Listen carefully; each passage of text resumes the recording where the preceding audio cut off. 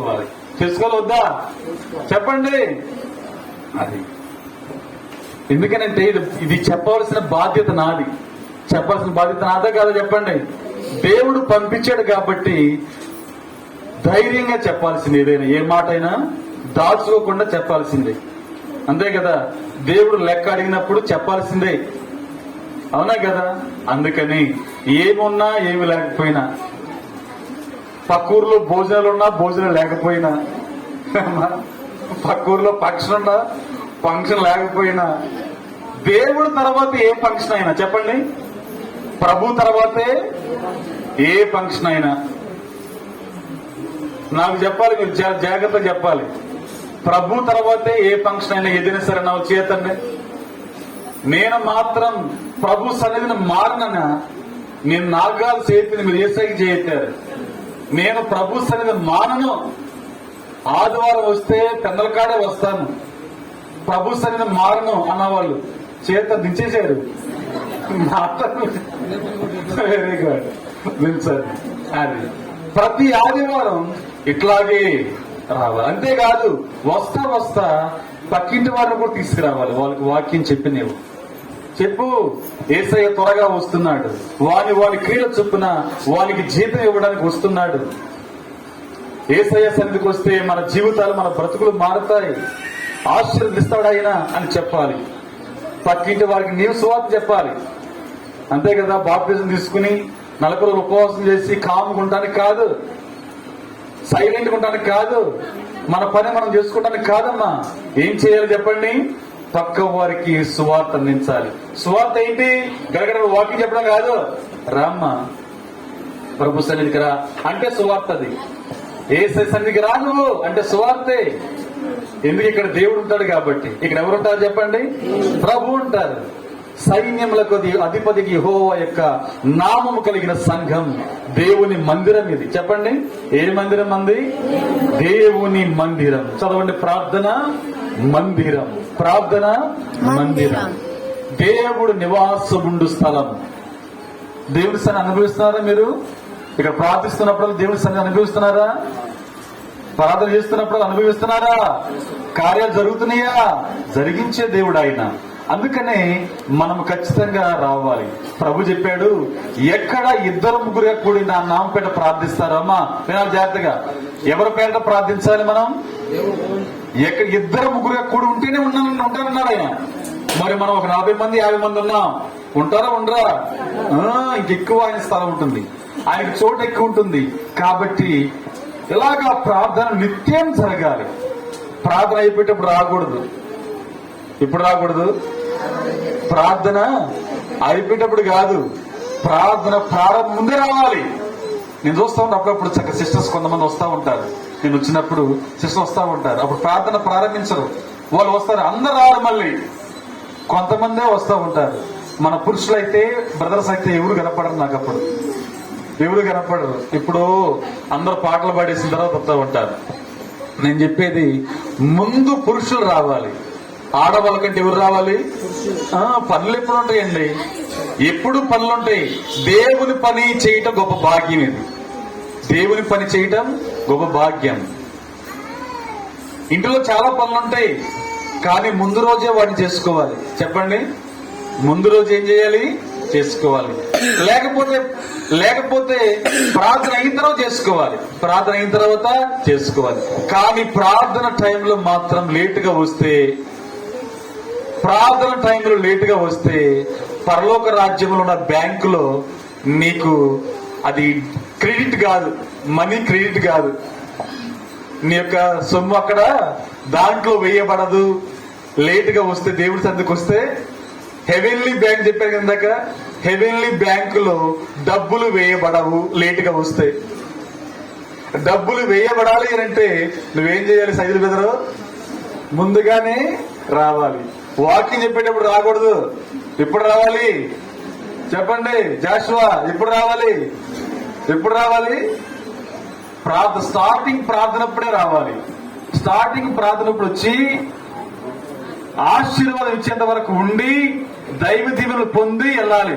అప్పుడే నీ money credit అయింది అక్కడ. లేకపోతే డెబిటే. ఉన్నాయి పోతా ఉంటాయి, ఉన్నాయి పైసలు లేకపోతే రూపాయలు ఉంటాయి కదా, అవి పోతా ఉంటాయి, ఉన్నాయి పోతా ఉంటాయి. అక్కడ వేయబడాలంటే మనం ఏం చేయాలి? దేవుని కోసం నిలబడాలి. కష్టమైన నష్టమైన దేవుడు లేకుండా మనం ఏమీ చేయలేం. చేయగలమా? చెప్పండి, ఎవరైనా నేను చేయగలరా? ఏమీ చేయలేరు.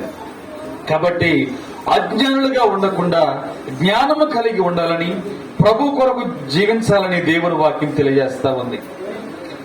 ప్రకటన గ్రంథం 20వ అధ్యాయము 11, 12, 13, 14, 15 వచ్చిన రాయబడిన మాటలు మనం జ్ఞాపకం చేసుకున్నాం.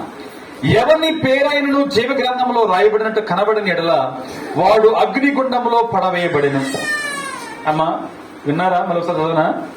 ఎవని పేరైనను జీవ గ్రంథంలో రాయబడినట్టు కనబడిన ఎడల వాడు అగ్నిగుండంలో పడవేయబడెను అని రాస్తుంది. పద్మాస్ ద్వీపములో యోహానికి దేవుడు చక్కగా దర్శనమిస్తూ ఉన్నాడు. పరలోక దర్శనం ఇది. దేవుడే మాట్లాడుతున్నాడు. పరలోక రాజ్యములోనంట ఏముంది? జీవ గ్రంథం ఉందంట. ఏముంది చెప్పండి? జీవ గ్రంథం. ఈ బైబిల్ పరలోక రాజ్యంలో ఉందంట. పరలోక రాజ్యంలో జీవ గ్రంథం కూడా ఉంది. ఆ జీవ గ్రంథంలో ఎవరైతే రక్షణ పొందుతారో, ఎవరైతే ప్రభు సన్నిధికి వస్తారో ఆ జీవ గ్రంథంలో పేర్లు రాయబడతాయంట. ప్రభు అంటున్నాడు, ఆ గ్రంథంలో పేరు లేకపోతే, చెప్పండి, ఆ గ్రంథంలో పేరు లేకపోతే వాడు అగ్ని గుండానికి వెళ్లాల్సిందే, నరకానికి వెళ్లాల్సిందే అని ప్రభు చెప్పాడు. ఎంతమంది రాసుకున్నారు జీవ గ్రంథంలో పేరు? చెప్పండి, చేయొద్దండి. ఎంతమంది రాసుకున్నారమ్మా? ఎంతమంది రాసుకున్నారు? బాప్టిజం తీసుకున్న వాళ్ళు రాసుకున్నట్టే. భయపడకండి. నువ్వు బాప్టిజం పొందావనంటే, రక్షణ పొందావనంటే నీ పేరు ఎక్కడుంది? ఎక్కడుంది? జీవ గ్రంథములో ఉంది. దేవుడు దేవదూత చెప్తూ ఉన్నాడు, చూపిస్తూ ఉన్నాడు. ఒక అమ్మాయికి చూపిస్తా ఉన్నాడు, జీవ గ్రంథంలో ఉన్న పేర్లు ఉన్నాయంట. కొన్ని పేర్లు. ఎవరి పేర్లు ప్రభువా అని అడిగితే దేవదూత చెప్తున్నాడు. మా జాతికనండి, దేవదూత చెప్తున్నాడు కొన్ని పేర్లేమో మెల మెల మెల మెల మెరుస్తున్నాయంట. అబ్బో, దగ్గ దగ్గ దగ్గ మెరుస్తు. చూడు, మన లైటింగ్ పెడితే మన రాత్రి పెడితే లైటింగ్ ఎట్లా అడిగిందండి? దగ్గ దగ్గ దగ్గ మెరుస్తున్నాయి. అట్లా మెరుస్తున్నాయి. కొన్నేమో లైటింగ్ అందకపోతే, కరెంట్ అందకపోతే మిడుకు మిడికి అంట. చూడు, లైటింగ్ ఇటు ఆరిపోయి వెలుగుతా ఉంటే అట్ట కొన్ని వెలుగుతున్నాయి అంట. కొన్నేమో అసలు మచ్చుకే ఆరిపోయి అంట. కొన్ని ఎట్లా ఉన్నాయి? మొత్తం ఆరిపోయింది, కాంతి లేదు, వెలుగు లేదు. ఎవరి ప్రభు అడిగిందంట అమ్మాయి, బుడ్డమ్మాయి. దేవతను అడిగితే చెప్తున్నాడంట. దేవత చెప్తున్నాడు ఏమని తెలుసా? వీళ్ళు బాప్టిజం పొంది రక్షణ పొంది యేసుక్రీస్తు రక్తంలో కడగబడి మరి దేవుని కోసం కష్టం నష్టం ఎన్ని ఎదురొచ్చినా కూడా ప్రభు కోసం నిలబడ్డారే, వాళ్ళ పేర్లు దగ దగ దగ దగ మెరిసే పేర్లమ్మా. దగ దగ మెరిసే పేర్లు ఎవరై? యేసు ప్రభు కోసం ప్రాణమైన ఇస్తానికి సిద్ధంగా ఉంటారే వాళ్ళ పేర్లు. విశ్వాసంతో దేవుని సంఘం ఇది. దేవుని సన్నిధికి వచ్చి నేను ఆరాధించాలి, ప్రభు కోసం ఏ పనైనా చేయాలి అన్న వారి పేర్లు దగదగ మెలమెల.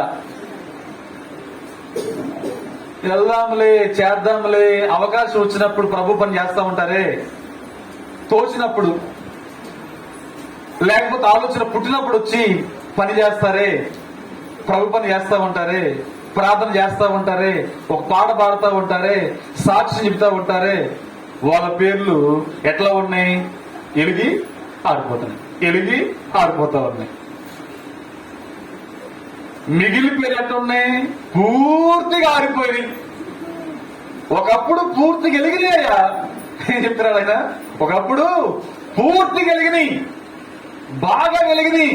కానీ కొంతకాలం ఆగిన తర్వాత చల్లబడిపోయిన ప్రాణాలు ఎట్లా అయిపోయారు? చల్లబడిపోయారు. దేవుని పనిలో, సంఘములో, ప్రార్థనలలో, స్తుతి కీర్తనలో, కృతజ్ఞతాస్తులు చెల్లించడంలో, దేవుని పని చేయటంలో చల్లారిపోయారు. వారిలో దేవుని యొక్క వేడి లేదు, దేవుని యొక్క పౌరుషం లేదు. వాళ్ళ పేర్లు అన్ని కూడా ఆరిపోయినాయి. పవర్ లేదు, వాళ్ళ ఏం లేదు, పవర్ లేదు. స్విచ్ ఆఫ్ చేస్తే ఏమైంది? Power cut. అంతే కదా. అట్లాగా మొత్తం కంప్లీట్ గా అట్లా 3 రకాలైన వాళ్ళు ఉన్నారంట. ఆ జీవ గ్రంథంలో ఉన్న పేర్లు నేటికి దగదగ మెరుస్తూ ఉన్నాయి. ఆ జీవ గ్రంథం తెలియజేస్తా ఉంది ఎవరు పరలోక రాజ్యం వస్తారు అని. చూసారా, దేవుడు జీవ గ్రంథం రాయించున్నాడు. మన పేర్లన్నీ కూడా చెప్పండి, మన పేర్లన్నీ కూడా ఎక్కడున్నాయి? జీవ గ్రంథములు. మనమే తెలుసుకోవాలి